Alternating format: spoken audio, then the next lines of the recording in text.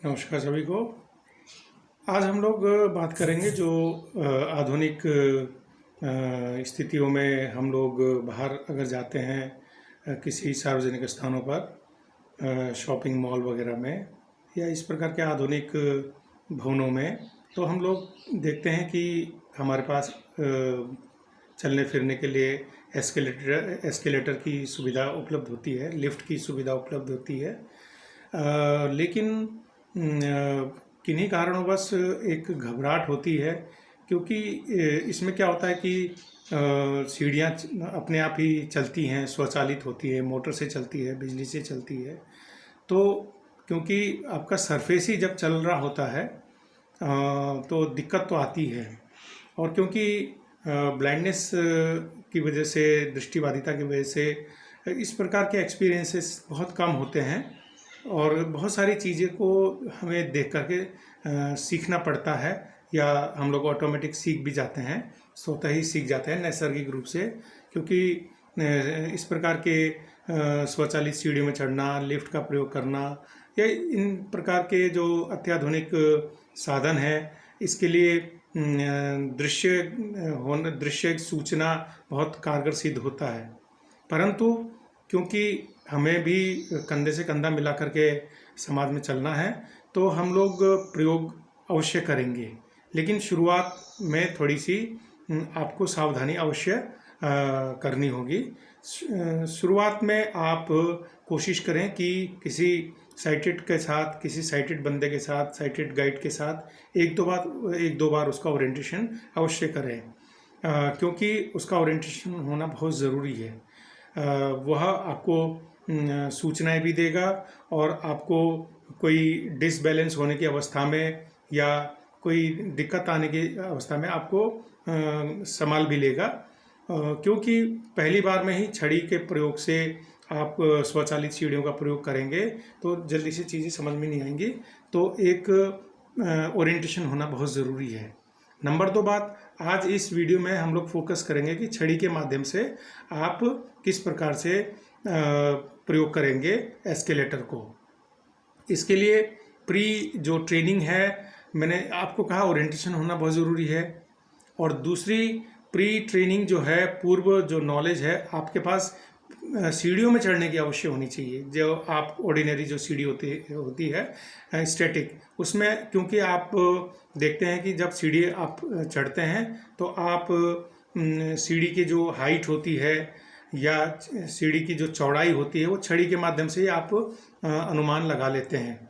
और सीढ़ी चढ़ने से पहले आप अपने आप को स्क्वायरिंग ऑफ भी करते हैं, 90 डिग्री का एंगल भी बनाते हैं। बिल्कुल यही चीज़ आपने एस्केलेटर के साथ भी करना है, पर ध्यान ये रखना है ये स्टैटिक नहीं है, ये चलती रहती है, ये स्टेशनरी नहीं है, तो ये चलती रहती है। तो थोड़ा सा अप्लाइड नॉलेज रखना है। जब भी आप इस प्रकार की सिचुएशन में आते हैं कि आपके सामने एस्केलेटर सीढ़ी है, एस्केलेटर है, तो आप क्या करेंगे, आपने एक तो आवाज़ से पता लगाना है कि उसकी स्थिति कहाँ है, किस कोने में है। आप उसके सामने पहुंच गए तो आपने छड़ी के माध्यम से देखना है, छड़ी को नीचे, छड़ी के टिप से देखना है कि ये जो चलने वाली जो सीढ़ी है वो कहाँ पर है। साफ बात यह है कि जहाँ पर जो सरफेस है वो स्टैटिक है, तो आपकी छड़ी में कोई घरघराहट नहीं होगी, कोई वाइब्रेशन नहीं होगी। जैसे आपकी छड़ी जो है चलयमान सीढ़ी के आसपास आ जाती है, एस्केलेटर के पास पहुंचती है, तो उसमें घरघराहट शुरू हो जाती है। तो ये सूचना आपको मिल गई कि भाई जो सामने है वह एस्केलेटर है, यानी कि सीढ़ियाँ चल रही हैं। छड़ी आपको संप्रेषित कर देती है, आपको सूचना दे देती है ना। अभी आपको अलाइन करना है, आपको अलाइन ये करना है कि आपको ठीक सामने खड़े होना है। तो आपने छड़ी से ये देखना है कि छड़ी को आपने एस्केलेटर में फंसा देना है और छड़ी को थोड़ा लंबे दूर तक जाना है। आप महसूस करेंगे कि छड़ी जो है आपकी ठीक जा रही है और कहीं एक स्थिति भी जाकर के छड़ी ऊंची ऊंची होनी शुरू हो जाती है। तो आपको मालूम हो जाएगा कि 1 पॉइंट के बाद में या 2 फीट के बाद में या 3 फीट के बाद में सीढ़ियाँ जो है नीचे से उभर रही हैं ना। और फिर इसके बाद में आपने अलाइन भी करना है। अलाइन कैसे करेंगे, एस्केलेटर के दोनों तरफ एक दीवार टाइप की होती है, आपने छड़ी को दाएं और बाएं अपने कलाई को घुमा करके देखना है तो कितने दायरे में आप हैं, तो उसी से आप अलाइन कर लेंगे। आप लगभग एस्केलेटर के ठीक सामने खड़े हो जाएंगे 90 डिग्री का कोण लेकर के, यानी कि आमने सामने सीढ़ियाँ आपके सामने हों ताकि आपको कोई डिसबैलेंस ना हो। और आपने क्या करना है, छड़ी को बिल्कुल मजबूती से परंतु सॉफ्टली, मजबूती से रखना है, सॉफ्टली रखना है ताकि आपको वाइब्रेशन का ठीक से पता चले। मजबूती इसीलिए कि कोई डिसबैलेंस होने की अवस्था में आप तुरंत एक सहारा ले सकें। और दूसरा आपने काम क्या करना है, आपने बाएं तरफ या दाएं तरफ जो एस्केलेटर की जो दीवार है उसमें रेलिंग होती है, वो रेलिंग चलायमान होती है, यानी कि वो भी चल रही होती है। तो आपने देखना है, आपने छड़ी से तो पता लगा लिया कितने दूरी पर बाएं दीवार है और दाएं दीवार है। इसी प्रकार से आपने हाथ से छू करके स्पर्श करके ये देखना है कि जो एस्केलेटर है, जो उसके ऊपर जो रेलिंग लगी हुई है, वो रेलिंग में जो रबड़ लगी हुई है वो कितनी तेज़ी से चल रही है। आपने एक अनुमान लगा लिया, छड़ी से भी आइडिया लगा लिया और रेलिंग में जो चलायमान जो रेलिंग है उस पर भी आपने हाथ रख करके देख लिया। लेकिन ध्यान यहाँ रखना है कि हाथ को आपने टच ही करना है, आपने ग्रिप नहीं बना लेना है। ग्रिप मजबूती से बनाएंगे तो वो आपको खींच लेगा।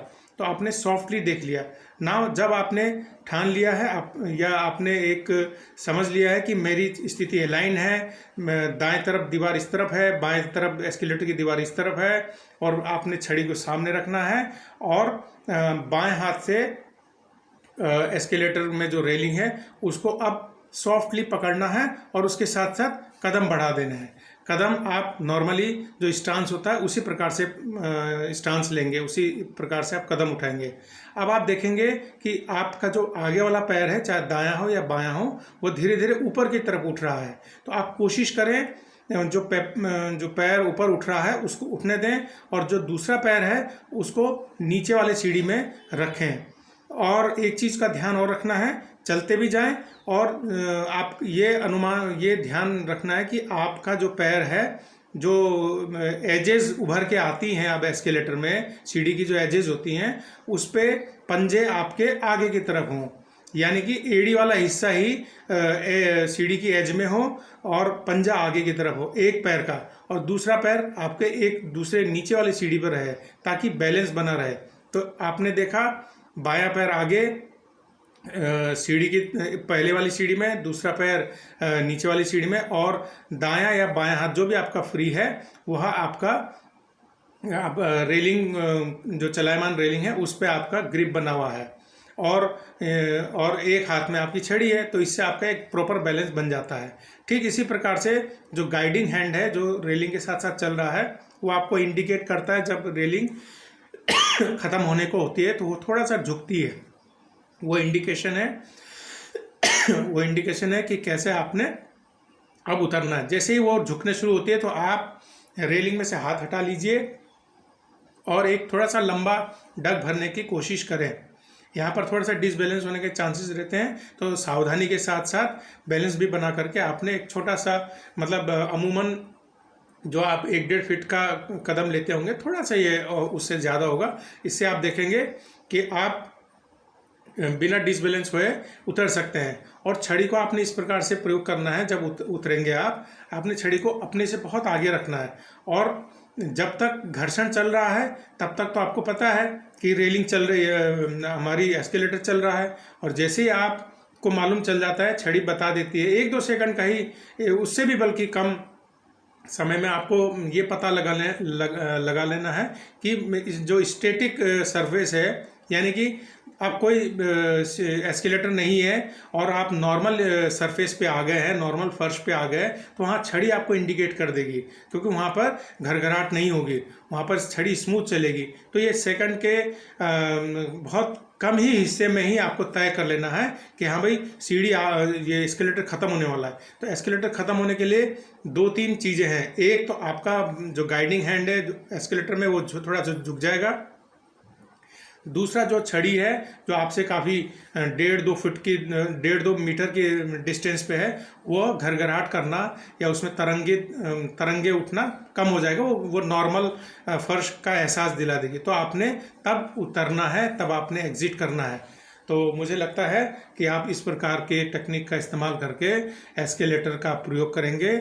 मुझे उम्मीद है इस का प्रचार प्रसार आप करेंगे, दूसरों व्यक्ति को आप इस वीडियो को पहुंचाएंगे और अन्य इस प्रकार की जो समस्याएं होती है मोबिलिटी के साथ दृष्टिबाधित व्यक्तियों की, तो उसके लिए मैं अगला वीडियो बना के प्रस्तुत हो जाऊंगा। धन्यवाद इस वीडियो को देखने के लिए। नमस्कार।